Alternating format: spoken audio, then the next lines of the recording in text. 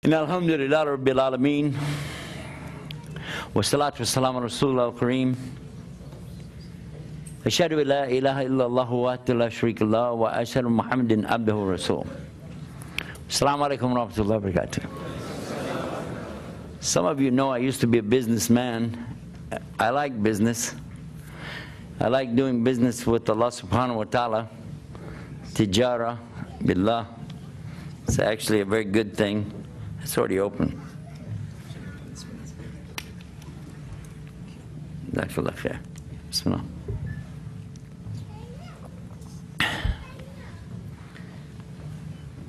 So to get started, what I'd like to do is inventory. That's part of business, is inventory. So let's do inventory. Want to do inventory? Well, you don't have any choice. You can do it. Okay. So if you're a Muslim, raise your hand. All Muslims have to raise their hand.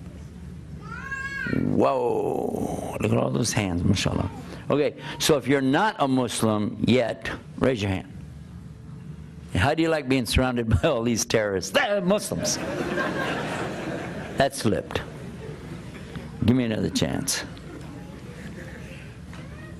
Whenever you give a speech, you know, you have to think what you're getting into. Anybody ever heard of, what's his name? Johar? You know her about this guy? With the himar? You know who I'm talking about? From Bled Hashem. You heard about him, yeah? Yeah. So they went to him and they said, give a speech, give a speech. He said, I don't want to give a speech. I said, give a speech, please, we need you to give a speech. He got up, he said, do you know what I'm going to talk about? Do you know what I'm going to talk about tonight? No? He said, no, why should I give you a speech? And he walked away and left. So they came to him another time. They said, give a speech. He said, no, give a speech. Finally, okay, he's going to give a speech. He got up in front and said, do you know what I'm going to talk about tonight? They all said, yes. He said, why should I waste my time and tell you about it? So he left. Then they went to him another time. They said, please, Yusuf, give a speech. Give a speech. No. Please, mashallah, give a speech. Okay. He got in front of the Bible again. He said, do you know what I'm going to talk about? Now this side right here said, no. But this side said, yes. He said, okay, the side that knows, tell the side that doesn't know. And he left. You like that joke? You'll laugh at anything. And alhamdulillah, the praise to Allah, Jalana Muslimin, the one who made us as Muslims, and we do thank Allah for that. Tonight's topic, the subject that we'd like to talk about,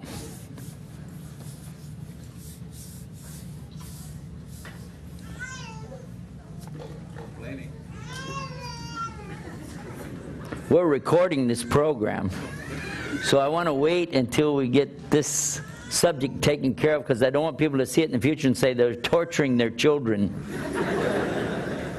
I'll give our sister time to take the baby out. MashaAllah. Alhamdulillah. The subject tonight we want to talk about is called the beauty of Islam. Some of you probably have heard a lot of things about Islam. We've heard about Islam is peace. We've heard Islam is inclusive. We've heard Islam is a way of life. We've heard Islam is the fastest growing religion in the world. Heard many things about Islam. But have you really heard about the beauty of Islam? I kind of came up with the name for this some years ago when I was discussing the situation that comes about when you try to analyze and establish why things are happening. One of the most popular questions I think that we get, this is from non-Muslims. Actually, it's from non-thinkers. We're not even talking about rational people. They're non-thinkers. They're saying, well, if there's a God, how come bad stuff happens? If there's God, why does bad stuff happen? That cannot be a Hindu who said that, because Hindus believe there is a God. In fact, they believe in a whole bunch of them. So if having a God means you have a good time, they have the best time on earth because they got the most gods. It can't be from the Jewish, could it? Because they have a God. Christians have a God. Some Christians think they have three that's equal to one, and one equals three, and you don't want those guys doing your income tax.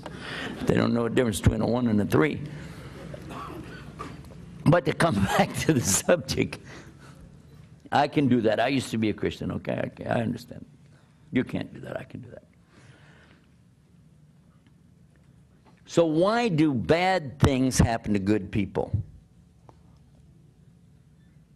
And you say, well, how's that the beauty of Islam? The beauty of Islam is that it totally and completely explains to the point that you can become happy, not only with the understanding, but with whatever comes. Because it's in the Quran that Allah explains your purpose. If you thought that your purpose of life was to hang around here and have a good time, waiting for a chance to get into paradise, Allah makes it clear that that's not the case. As a matter of fact, in chapter 29 of the Quran, the very beginning of it, Allah makes it very clear that if you come to this correct belief that there really is only one God, and the worship is really on for Him, then at that stage, you're going to be put into some really big testing. Because as he says, Bismillah ar-Rahman ar-Rahim, Alif Lam Mim, Ahasib an-nas an yudriku an yaqulu amana. Do the human beings think they're going to be left alone just because they say, we believe? And that they won't be put into a big fitna, as the ones before them were put into this big fitna, to show who are the truthful and who are the liars. Huh? So you said, I believe. Okay, get ready. Because you now understand that it has to happen, because this is a way for you to know if you really do believe. I know it happened to me personally, exactly like that. I came in, and a brother, Muslim brother, came to our home right after I did Shahada. And he said, I want to sit with your family, I want to talk to you guys and tell you what's going on. Because all of us had come to Islam at one time. Alhamdulillah. He said, but I want to explain to you. Some big testing is going to come to you. No, he said, we've already been tested. We understand. We know everything. He said, you don't really understand. I said, we've been through a lot. You don't understand what it took for us to get to this point. And we had had some business difficulties. We had lost, some material things along the way, and was really thought we knew what he was talking about. Testing. Little did we know. We had no clue what was going to come next. It became unbelievable, the things that kept happening and happening and happening between July, which is when we did Shahada, and January of the next year. What is that, 6 months? Is that 6 months? What could happen in 6 months?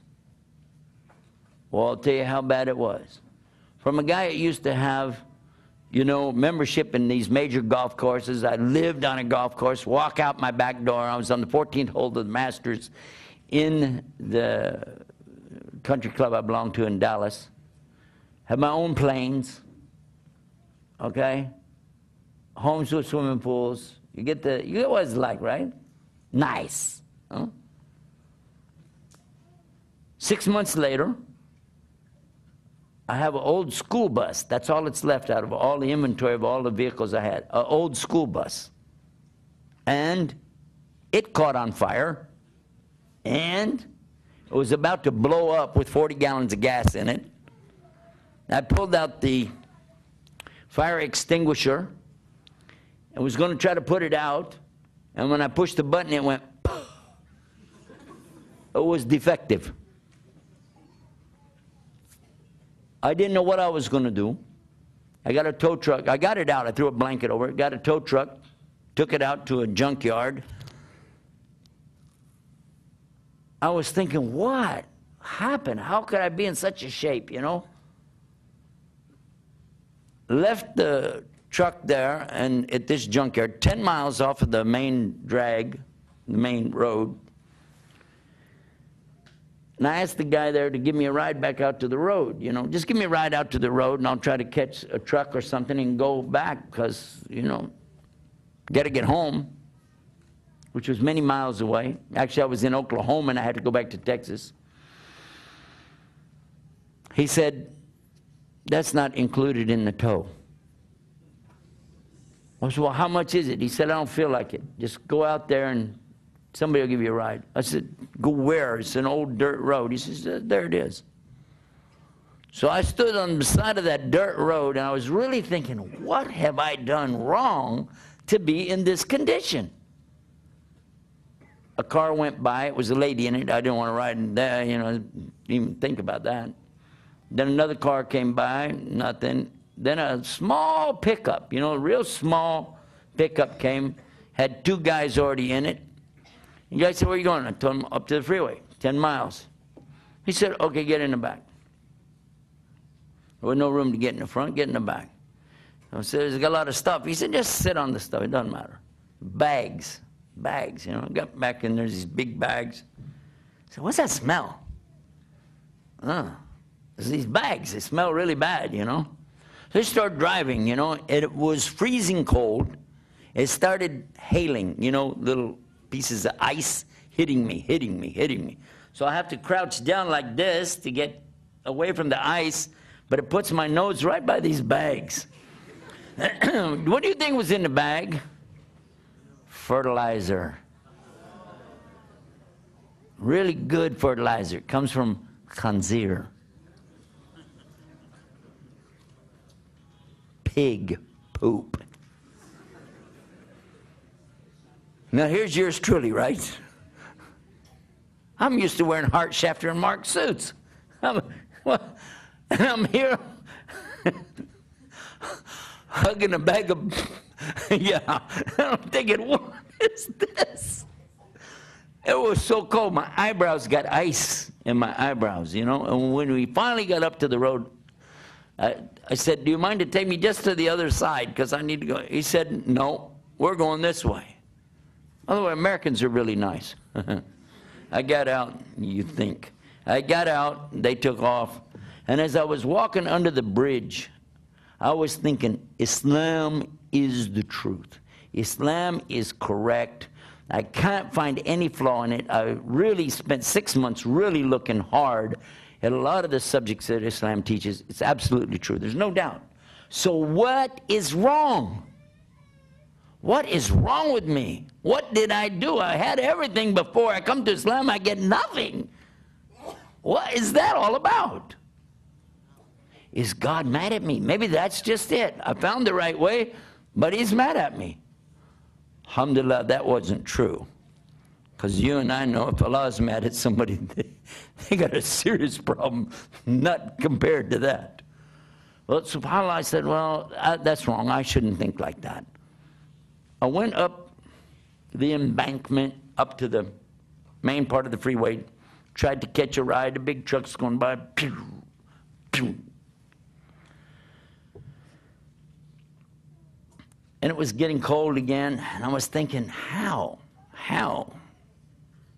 All of a sudden, a red car came over the top of the hill. Like Lamborghini, you know what's a Lamborghini? A real cool sports car comes over the top and goes, I said, wow. Because, you know, back in the day, hey, that was yours truly. Here he goes over the hill, and then he stopped, and he started backing up. Now I'm thinking, why is he back? Who is this guy? He's going to back up. He don't want to pick this. I look terrible. And this guy's going to back up. He's probably going to run over me. Probably, you know. Or maybe something we used to do when we were kids, you know. You back up to somebody and they come running, try to get done. Yeah. Say, you tired of walking? Yeah. Run a while. I didn't really think it was going to be anything good, but the guy got back up to me, rolled down the window, and he said, "Excuse me, can you help me?" I said, "What do you need?" He said, "Do you mind to ride with me because something's happened to me. I can't keep my eyes open. It's only 5 o'clock in the afternoon, but," he said, "it's just like my eyes keep shutting, and I've got to get up to Dallas, and it's a very long way. Do you feel like you could talk to me, keep me awake so that I can get there? I would really appreciate it." Let's see. I don't know. Do I want to get out of this nice cold weather into your nice warm car? Let me check my calendar and see if I'm busy. Turns out I've got an opening here. I'll get in the car. I got in the car, shut the door, and I'm still thinking, it's brand new, by the way. You can smell the new. You like that new leather smell? You got in there and said, now what? What's Allah doing to me here? We start going along, and the guy says, "Please talk to me. I really am falling asleep. Start telling me anything." I said, "About what?" He said, "Well, let's start with how you wind up on the side of the road and why you smell like that."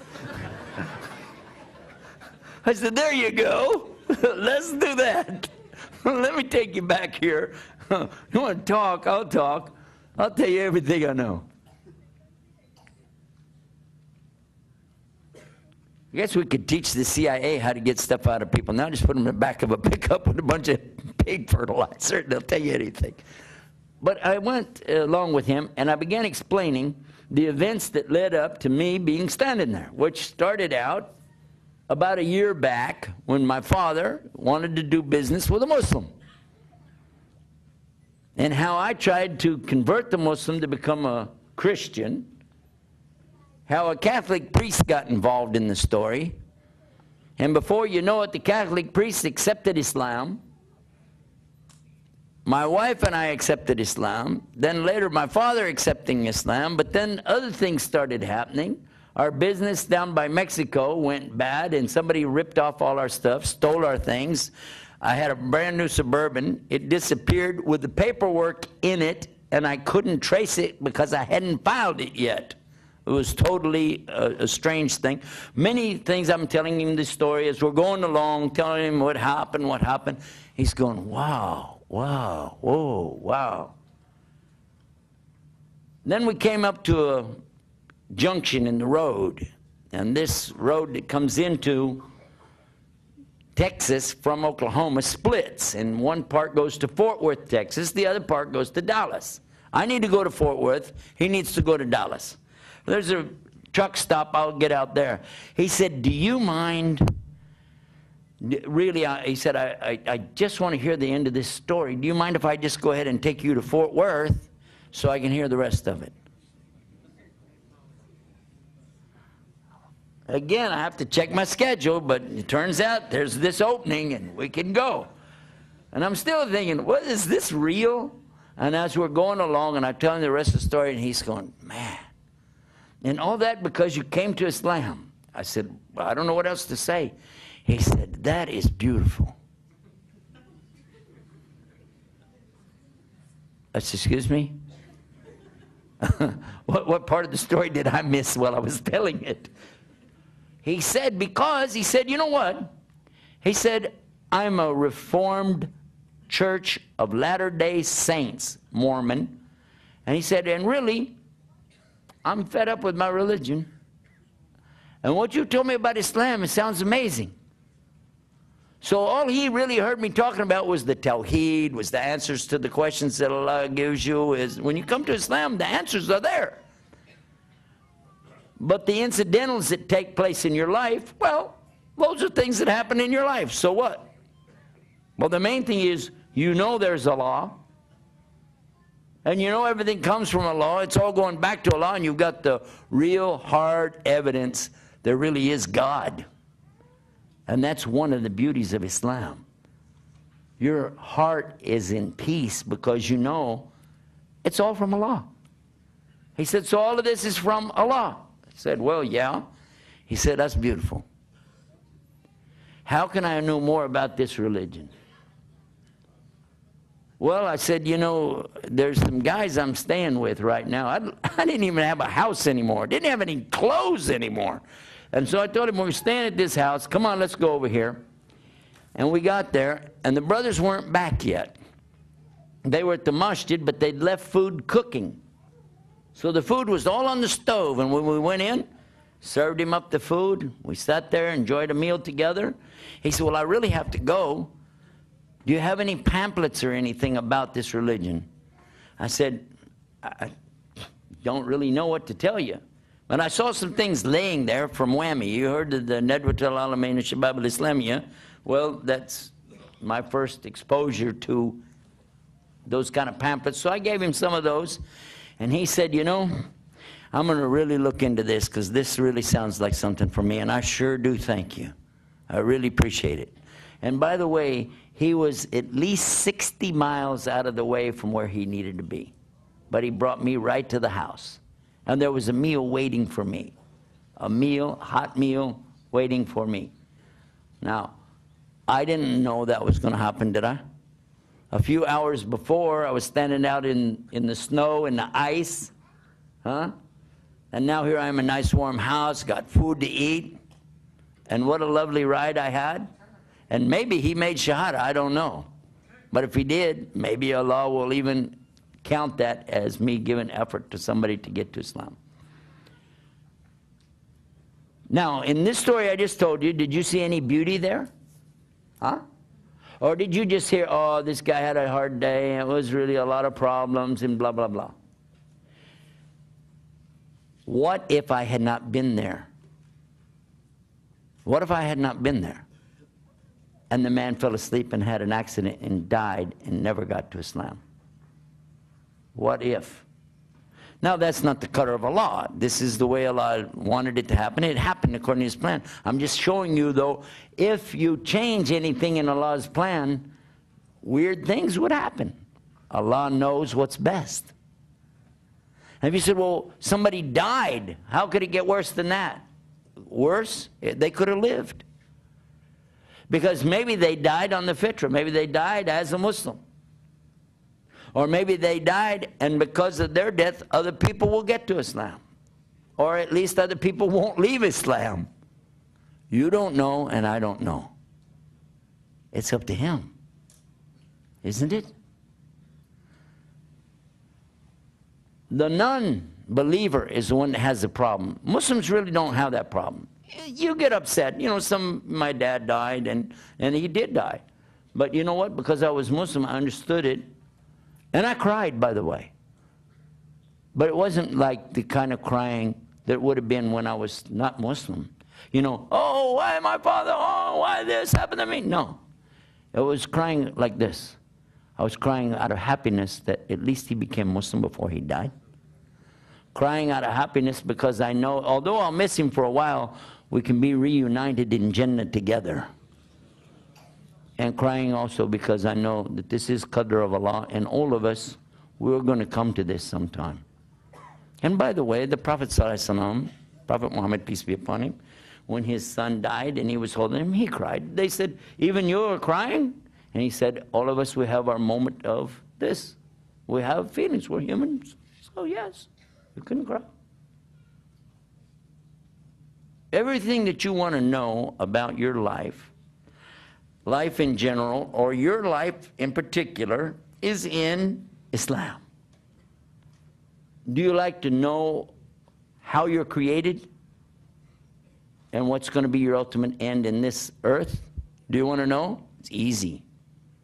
Allah said in the Quran, the very first words He told you, Bismillah. Bismillah ar-Rahman ar-Rahim. Iqra bismi rabbika alladhi khalaq. Khalaqal insana min alaq. Here Allah is saying, and these are the first words revealed, recite in the name of your Lord, the one who is the creator, created the human beings from an alaqa. An alaqa is what? Today, you can ask anybody that's in embryology, and they'll tell you, yeah, it's that little tiny thing that you can't even see with your eye, but it clings to the wall of the uterus inside of the mother, and it forms a blood clot, and it's shaped like that little worm-looking thing or leech that they have down in South America. And by the way, all three of those things are alaq, alaq, alaq. And Allah described it before people had microscopes, before people even knew that human beings didn't start out as little teeny people that just grew up big inside of their mother. And Allah described all the trimesters. Allah described all of the shapes, being in shape and out of shape, like a chewed lump. All of the things that Allah speaks about of you being created are in the Quran. And then your final outcome, where you'll be. He tells you everything along the way, but the ultimate is, kullu nafsin da'iqatul maut. Every soul will taste death. Yeah? Wow. What do you want to know? Do you want to know about the creation of Allah? And He tells you about the universe. Do you want to know about the earth? And He talks about the earth. And the sun and the moon, it's all there. Where? In the Quran, the speech of Allah subhanahu wa ta'ala. How much proof do you need? What does it take for you to catch it? He's given you everything. There's the owner's manual, not only for the human being, but the entire universe. What do you want to know? What you need to know? It's there. It's there. But the most important thing of all is to know that you can communicate directly with Him, and you do not need an intercessor. You don't need to go through a human being or an animal or a piece of wood or a statue, but you can use your heart and communicate directly with Him anytime you want to. Isn't that a beauty of Islam?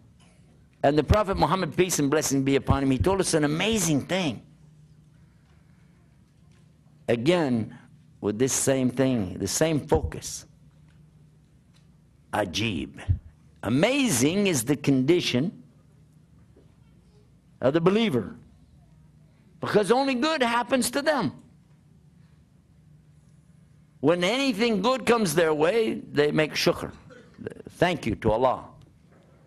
But any difficulty, any fitna, major calamity comes their way, they make sabr, which is to be persevering, steadfast, patient. And it's all good for them, he said. But only in the case of the believer. Only in the case of who? The believer. That's the beauty of Islam. Somebody comes to you and says, oh, guess what? Somebody left you $10 million. Alhamdulillah, mashallah. It was good. Or somebody come to you, you just lost $10 million. Alhamdulillah, mashallah. It's from Allah. Muslims really do have that, more so than any other people I've met on earth. By and large, across the board, you look and see and watch the Muslims. Watch them. When things happen, you will see faith in action. This is one thing you can't fake. How you respond when somebody gives you the news of the death of a loved one. You can't fake it. Somebody come to you and say, oh, by the way, there was an accident. Somebody you love real close to you, somebody maybe in your family, they died. What does a Muslim always say? Inna lillahi wa inna ilayhi rajiun. From Allah we came, and to Allah is the return. Yeah? And again, that's what? Beauty of Islam. There are so many things that we can recognize right here today as a beauty. When we see difficulties for Muslims around the world, do we see that? A lot of people talk about it. I've even had people write to me, email, and say, well, if your religion is so great and the Muslims are supposed to be in the right way, how come they're the ones who suffer the most in this world? Why is it? This is somebody attacking Islam by saying this. Why is it that the Muslims are the ones who are having the most earthquakes and tsunamis and floods and pestilence, deaths of all kinds, and their children are starving to death in different places, and la la la la la? You've heard it, yes? Yeah? But what happens if you go to those countries, if you go to those places, right after the tsunami, for instance, immediately after the tsunami, I happened to be in Chennai, India at the time. And we were gathering up stuff to send to them. And I told the brothers, don't wait any longer, get it over there now. They said, we want to get a bigger box. I said, don't. I've worked disasters before. And the first thing you got to realize is that the people need help immediately. They don't need it a week later. Because a week later, everybody's out there with their bunches of stuff and they don't need it anymore. You know, what can you do with 50,000 blankets? You know, get it over to them. So they did. And when they came back, they had to take a boat over there. And they came back, they said, you can't believe it. Said the only thing they wanted, the only thing, they didn't care about the clothes, they didn't care about the food. They said all they wanted was a hug. They just want to hug us and say, Salaam alaikum. They said, we're so happy because we'd lost communication with the rest of the world. We're so happy you took the time just to come and let us know you know what's happening. We just want to know that everybody knows what's happening here. We had a big flood. And said, we all know. We know you had a big flood. And so, alhamdulillah, this was what the Muslims said. And they immediately turned their masajid, the mosques, into what? Clinics and centers where the people could gather. Didn't matter if they were Muslim or not. Hindu, atheist, didn't matter. Just come on. And the people came there and they were able to get food right away. Why? Muslims are set up for that. You know that. Many of these mosques, masajid in these islands and so on, are set up for Ramadan because we feed so many thousands of people during Ramadan. So they have the big pots. They have the big pans, they had the big areas, and they already know how to set out the sufra and feed the people, and they did. And they were feeding everybody. And in the newspaper, when they wrote about it in the West, they said religious centers opened up some. Well, at least they didn't call them churches, right? Muslim churches opened up today for the... Okay, whatever. The beauty is, when you see these things, you can also remember that this fulfills prophecy. Prophet Muhammad sallallahu alaihi wasallam, peace be upon him, prophesied every single thing we see today, true or false. Did he prophesy that if you get into my religion, you're going to be living real easy, it's going to be so nice, you get big cars, you're going to have... Did he prophesy like that? Or did he tell them it's going to be tough? No, he told them it's going to be tough. And he also talked about the last days and the condition. And one of the things that he talked about is there would be a strong love for the material world. And people wouldn't really be taking care of their religion as they should. In fact, they would be dividing themselves up into groups rather than staying together. Did that happen? Have Muslims done that? It's one of the things we know for sure. Did he also tell us in the last days, one of the signs will be that the children will be so bad that it will be like you gave birth to your own masters and you became a slave to your kids? And we see that. We see that, especially in the West. Kids are telling their parents what to do every day. And the parents are doing it. And did he say also in this same hadith, saying that the Arabs would, in the desert, would be building tall buildings in competition to see who could build the tallest one? Huh? Do you think that's happening? Duh. I was in one city here in the Gulf, and they were putting up this big building. Actually, I guess it was here in Jeddah a year ago. And I looked at this big building that they were putting up there. It was so tall. I was looking at it. I said, wow. I said, excuse me, what about this building right next to it? There's another building right next to it. It's an office building. This is an office building? They said, yeah. I said, well, that one right there looks like a nice office building, and it's empty. Nobody's in it. So why do you need to build this one? He said, so it'll be taller. This is another beauty of Islam. You can look around you and see the prophecies have come true. No mistakes. Here's another beauty in Islam. The Quran itself. The Quran is such an amazing book that we have a whole website dedicated to the Quran called allahsquran.com. We don't have anything else on there except about Quran. allahsquran.com. Then for the explanation of it, we have another website called qtafsir.com. These are both English websites. One of the statements that we make in the website is this, that it's the only book on earth that if we lost every book on earth, we could bring it back exactly as it was. Page for page, paragraph for paragraph, sentence for sentence, line for line, word for word, dot for dot, with no difference in it. Because we have so many people on the earth today who have totally committed every single word to memory. There is no other book like it. And no one can produce anything like it. Try, go ahead. Find anything that you can make with 604 pages in it that people would want to memorize. We have some guests that are not Muslim yet. So I'll just ask you Muslims, respond so that they will know. How many of you here would really like to memorize the whole Quran in the Arabic language? Raise your hand. If you don't put your hand up, maybe Allah's not going to give it to you. Hello, second chance. Here you go. Get it up there. Now, watch this. Ask at a university, like when I go to these big gatherings, ask them, how many here would like to memorize their Bible? They go, why?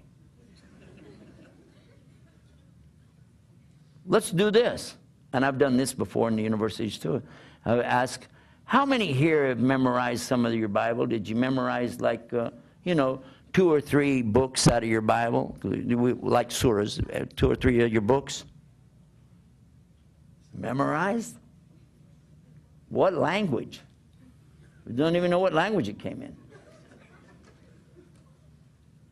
How many here right now have memorized at least 10 surahs of the Quran? In Arabic. Yeah. Now, you might not think that's impressive. You might think so. But to a Christian or anybody who grew up with some books that they had reference to, they never even heard of anybody sitting there and trying to memorize it. This is one of the reasons that the enemies of Islam really don't like the madrasas, because they know that eventually that's going to be the proof that Islam is the only correct way to get to Allah. Those madrasas where the children sit and learn the Quran over and over, of course they hate that.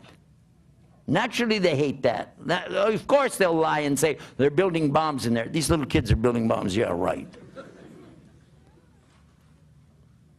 But maybe it is to them a bomb, because when the Quran comes, there's nothing that can come against it. The only problem we have, you and I as Muslims, it's not Islam. That's not our problem. You know what our problem is? It's called nafs. There's our problem. If we overcome this problem, it's over. Muslims will be on top, as they should be. That's the beauty of Islam. The knowledge that there really is God. He exists and we can prove it. The Quran, the speech of Allah, that you, anytime you want to hear what He had to say, you know how it even sounded. Bismillahir Rahmanir Rahim. That's it. That's Quran. Yes. No doubt. The knowledge that the Prophet ﷺ was sent as the best of the examples for us, and the rahmah to the alameen, the mercy to mankind. Yes? And knowing too that Allah said in the Quran, the only thing He won't forgive is setting up partners with Him in worship. Anything else He can forgive. So as long as we're Muslim, as long as we really believe La ilaha illallah, and try our best to put it into practice, Muhammad Rasulullah, meaning to follow Him, we got a real strong chance of going to the best place it can be in the next life, where everything's the way you want it. all the time. And it's beautiful there too. That's the beauty of Islam. So I don't need people to come and tell me about the difficulties of Muslims today and what do you say about this and how do you deal with that. Hey, I had the worst condition of all. The worst condition of all. Nobody has the worst condition than I had. I wasn't a Muslim. That's the worst condition. Even though the other things happened after I got to Islam, I still had the best condition. Why? I know La ilaha illallah. Make sense? Alhamdulillah Rabbil Alameen. That's the speech. It's all over. Go home. Usually people ask me a question about this subject. And it happened to me one time. I was in Egypt. I'd just gone to the Nahar Nil down, I don't know if you know, it was Beni Suef or you know, it was Minya, these places down in Upper Egypt. When we arrived down there, my host had asked me a question and I didn't know how to answer it because I never thought about it. He said, what is it like, what, you know, mentally or what feelings and so on, to go from some other religion to come to Islam? What is it like? I said, I don't know how to explain it. Well, the next day while we were sitting there on the side of the river watching the, you know what's Wird Nil? Wird Nil. It means the flowers of the river, the Nile River, the Nile River, going by. So peaceful. I mean, this is an amazing place. So lovely. And I said, okay, I can tell you. He said, tell me what? I said, remember you asked me the question, what it's like to go from another religion to come to Islam? He said, yeah. I said, I can tell you, but I need one word from you. Help me with the Arabic. He said, what? I said, you know the boat? On the back of the boat, there's this thing like this you can steer with it. What is that in Arabic? He said, daffa. Daffa. I said, okay, I got it. Here we go. I said, imagine that you're in that boat. There was a boat there. I said, imagine you're out in the boat and you're out in the middle of the river right now. You're in the boat, in the river. But you're blindfolded. Can't see. Oh, and your ears are... and you can't hear. Huh? Oh, and you don't have the daffa. And you're just floating along. Now, you don't know anything because this is how you started out. You've never even seen the boat. You never even heard anything. It's just feeling. You're just feeling around. That's all it is. You feel motion, you know. And sometimes you feel water coming around you. Sometimes it feels like this way, that way, and you're trying to guess how is it. Well, it's maybe if it's because I'm leaning like this, I lean like that. Yeah, that's it. There. Wait. Well, I lean back and it's some water got on me. Okay, that's. But you really don't have a clue. But then somebody comes along one day and takes the blindfold off, opens up your ears so you can hear, and give you the daffa. Now, that does not mean you're automatically going to go to paradise. Doesn't automatically mean you're going to get where you want to go, does it? But at least you have a whole lot more to say about the choices, don't you? Because you can see, you can hear, and you've got some control here that you can do something with. And that is exactly how I felt when I left whatever I was in to come to Islam. So, alhamdulillah Rabbil Alameen, that Allah guides whoever He wills to His straight path. Another question people will ask me, how did I get to Islam? This is a very common question, one that we've answered so many times that we put a website up for it. It's called YusufEstes.com, YUSUFESTES.com. You can also go to WatchIslam.com, and the story of priests and preachers coming to Islam is there. We also have it on YouTube Islam. Now, not YouTube, YouTube Islam. You can go there and get a lot of these great stories. Now, I'm going to ask you a question. How many of you ever watch Peace TV? Anybody? Okay. Let's go the other way. Anybody here never heard of Peace TV? Everybody knows Peace TV. Okay. Huda TV. Anybody heard of Huda TV? Okay. What about Islam Channel in UK? You heard of Islam Channel in UK? Now, all of these, you need to have satellite to get them, right?